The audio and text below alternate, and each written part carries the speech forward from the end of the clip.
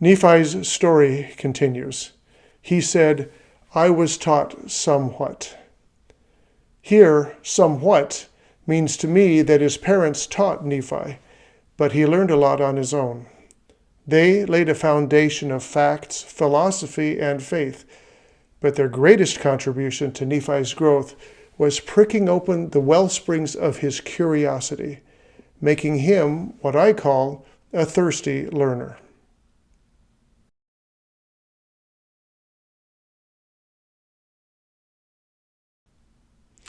Let's illustrate this.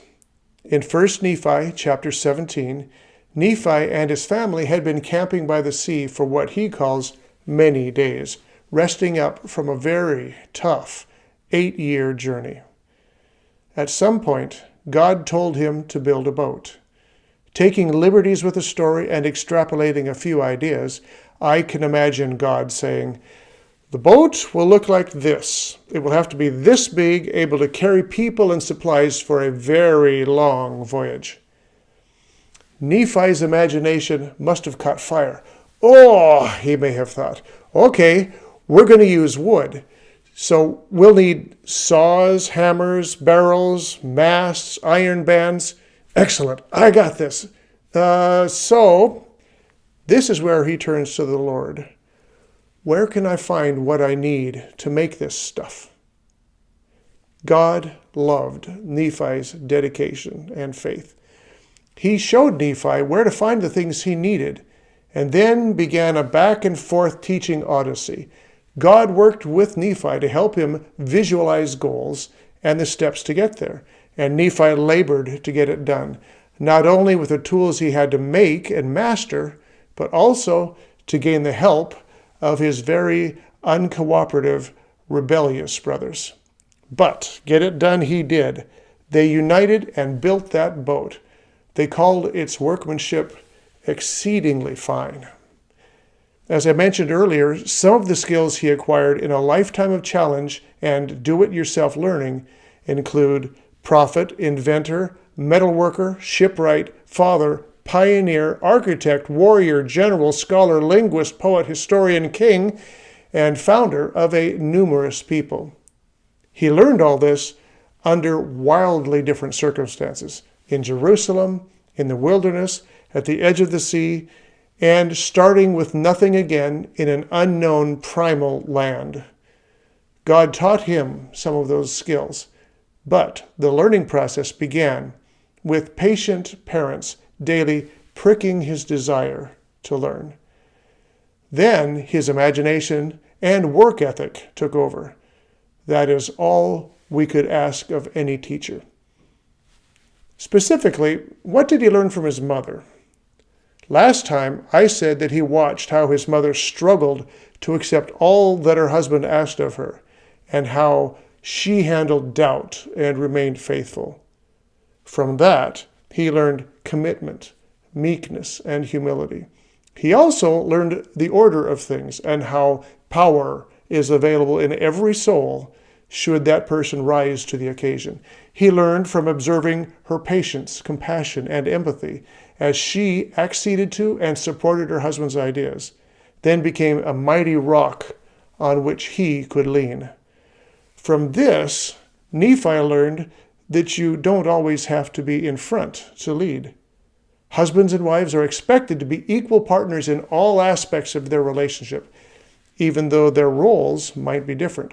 Fathers, for instance, are to preside over their families, but only in love and righteousness, loving their wife and children as Christ loved the church and sacrificed himself for it. He is also to provide for their physical and spiritual needs. Mothers primarily are to nurture their children, but together they support each other as equal partners, always encouraging the best of each other and sacrificing for each other's joy. In this way, they can each provide the support needed in those inevitable times when each struggles. They do not look at their roles as superior or competitive, but as supportive, as partnerships with each other, their children, and with God. Most strongly, Nephi must have learned of the importance of family as he watched his mother tigerously rage for her children's protection as they accepted missions of near certain death, such as when the Lord sent them back to Jerusalem, along routes often infested with robbers, to a large city whose citizens and religious elite had conspired to murder their father, and who could very likely target their sons, to confront a power-hungry despot who they knew could very likely kill their children out of mere spite. He learned from her love and humility, but Nephi also learned the power of counsel, as she likely stayed up late, talking this over with her husband. He learned from her faith.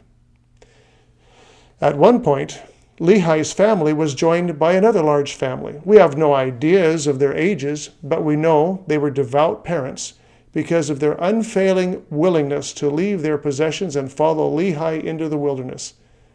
Since Lehi arranged all this and was an acknowledged prophet, we can assume he became the new clan's patriarch.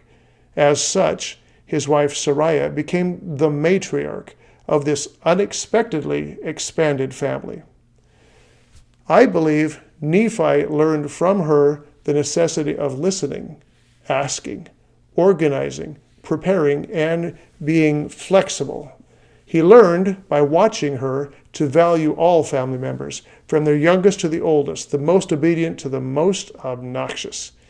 He also learned to value his peers, but most of all, Nephi learned from the Lord. His family came through all these strange and miraculous happenings because of God's guidance.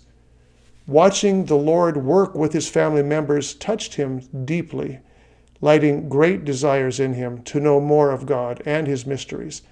They lit a lifelong fire in Nephi that changed the course of history for himself, for his family, for his people after him, and for us today.